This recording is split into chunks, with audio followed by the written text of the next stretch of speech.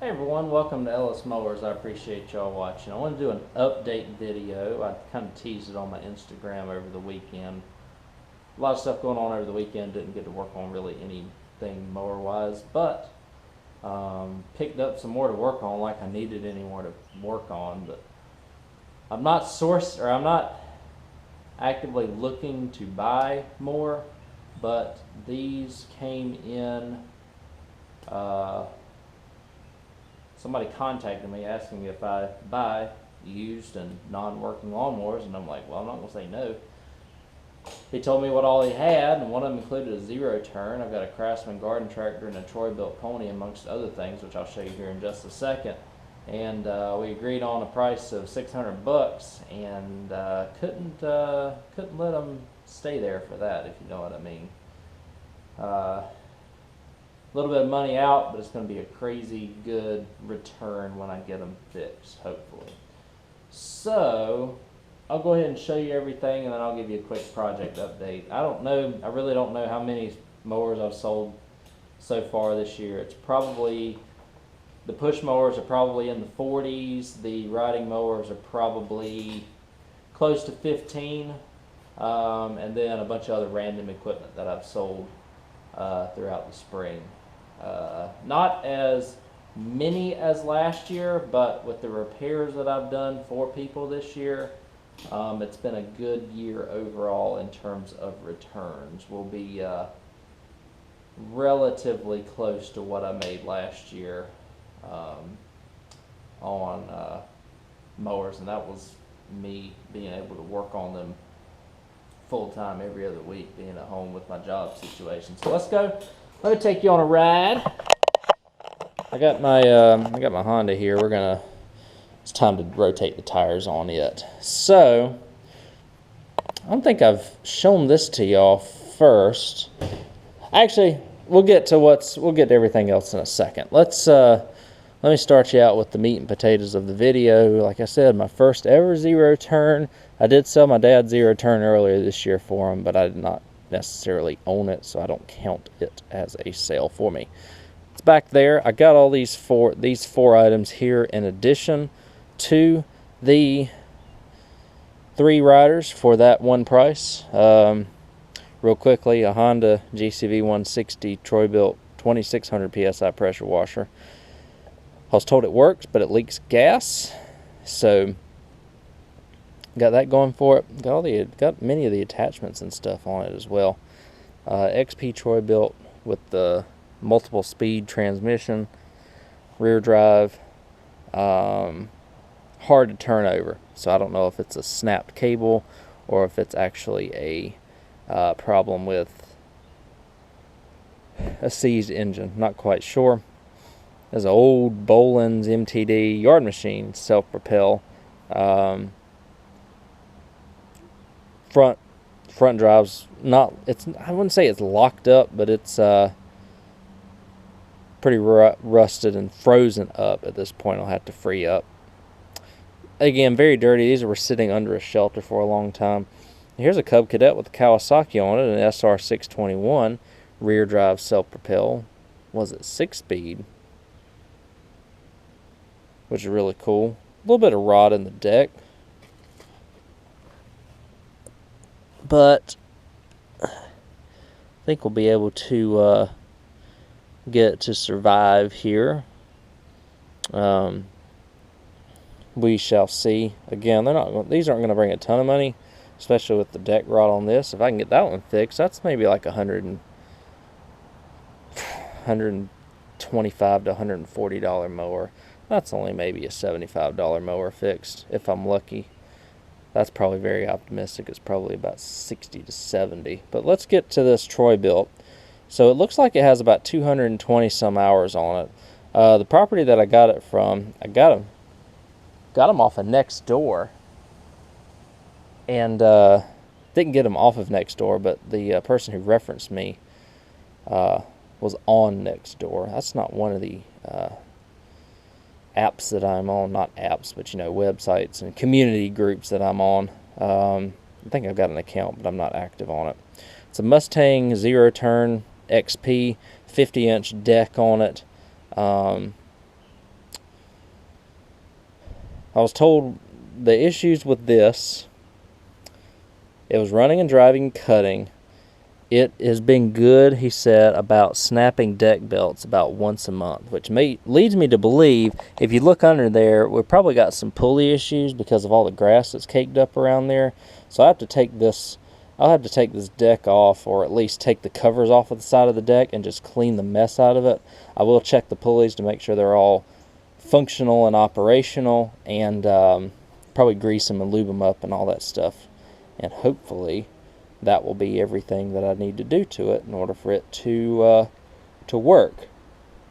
So it's got a 25 horsepower Kohler Courage on it, so a bigger engine. It's a pretty meaty lawnmower for what it is. It's still very high-end residential grade. I think he cut about 3 acres with it. The muffler actually has fallen off of it back here, and that's mostly because this area is starting to get soft on it where the frame is in the back, because I guess grass and stuff might cake up back here and it might rust over time. That's my only guess. And then my dad had one similar to this, except it was a Cub Cadet, and he had an issue with the muffler rotting off of it as well.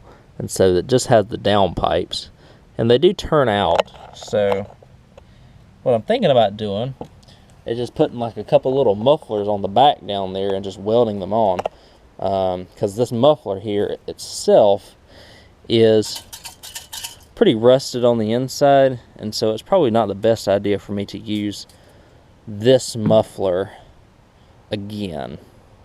So I might just find a couple little cheap $4 mufflers and pop that on there to make it work. Again,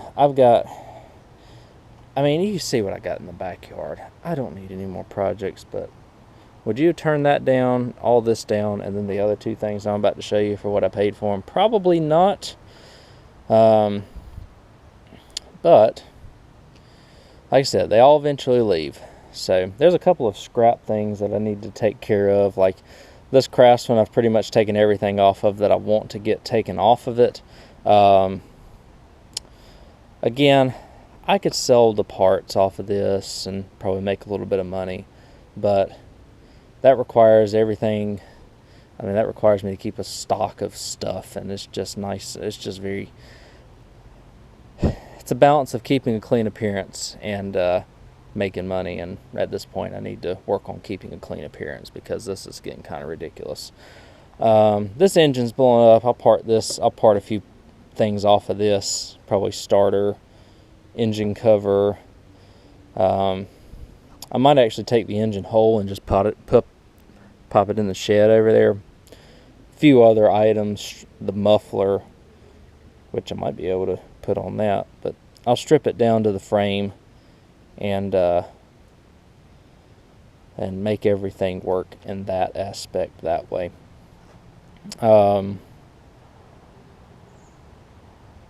But yeah, so that needs to go. And then these are all mowers that I cleaned out at the end of last year that I really would have liked to have gotten going, and they just, I've had much easier projects come along, and so these just have not been gotten to yet. Like I said, I'm not sourcing anything as long as things aren't finding me, like that and those up there, which I'm about to show you. We won't have anything to worry about. While I'm back here, before I show you the other two, I'll show you. We have made a little bit of progress on the push mowers and stuff here. Not crazy progress, but we probably have gotten about 9 or 10, maybe about 10 of the 45 that we had. Remember, they were stacked about too high back here, and I pretty much cleared about the back third of the trailer. I'll say about a third of the trailer. Of course, I got all these decks and stuff here too that I've got to figure out how to store and what to do engines and stuff on. And again, all these other mowers that I just need to do something with and take care of. Usually about September, October, I would just like to purge anything and everything that I'm going to work on or that I don't have any desire to work on. And so that's going to be kind of that going on. This right here can get a lot of people excited.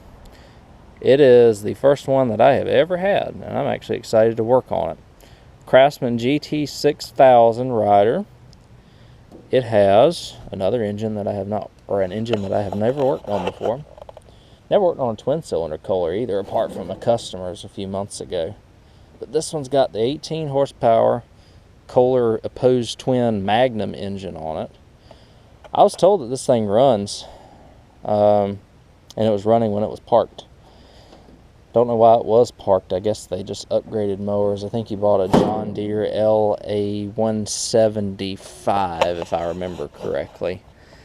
And so, you know, the deck is 44-inch deck. Got the high-low transmission on it, which is awesome. It's a 93 model, I checked. You know, seat's pretty eat up. Ain't nothing a little foam and silicone can't fix. So again, 44-inch deck, looks a little dirty, a little bit of surface rust just from where it's been sitting, but still fine from what I can see. I've got these wheels here. They're pretty rusted, but they're hanging in there. Just be cool to get this one back going again. Again, I think you could put like attachments and implements on them, and people just absolutely love these GT Craftsmans. We've got some varnish in the tank, so this one might be a little bit of a project, but definitely worth saving from what I can tell. Got the electric PTO and all that stuff on it too, so key switch is good. High-low transmission seems like it's good, so like I said, we'll see what we end up getting with this. This will be a little bit further down the line, although probably a little bit closer than most of what you see in the back there, just because of the condition that it's in. Obviously, it's a little bit dirty, a little bit rusty, but it's complete, and you know, it is what it is. And the last one up here is the Troy-built Pony. This actually was in the shed, and it looks like it's been stored in a shed all of its life. It's very clean for how old it is. It's one of the probably early 2000s models, up to 05 maybe. I'm looking 04, 08, 04. It looks like it's around a 2004 model. Again, by the hood and whatnot, I can kind of tell that. I was told that this pretty much has the indicative issue of either a compression release issue or a valve issue that needs to be addressed. One of the two. I'm going to adjust the valves. He said it was really hard to crank over, so I don't know if the lobes on the camshaft are getting wore out or what, or if the compression release is completely gone, or if the valves are just so far out of adjustment it's making it hard to crank. Hopefully it's the third one. A compression release, again, I've done a couple of those successfully. It's not too bad. But we're cruising along. How much have I got? About 7 minutes on the video that I can use. Car's still doing great. Element's still doing great. Nothing really to go on there. Element's eventually going to get a left front axle and some outer tie rods and probably some ball joints at the same time. Hopefully that's not going to be too big of a deal. The Fit got a recall actually and got a new right front drive axle. So and some new transmission fluid. Surprised they didn't try and sell me something else with the dent in the door and all that. But again, I've just been getting some other mowers ready. The 3 snappers that my neighbor has, 2 of those are gone now. I had to do coil and plug on both of them. I had to put a deck spindle on one of them after they'd been using it a while, because the deck spindle actually cracked and broke. Deck spindles for these, over $100. Cheapest one I could find was $110. This snapper RAR, or rear engine rider, is in here. It's a 2013 model. I mean, look, it's got a glorified push mower engine on it, 28-inch cut. It had a very small motorcycle battery. I put a lawn and garden battery in it.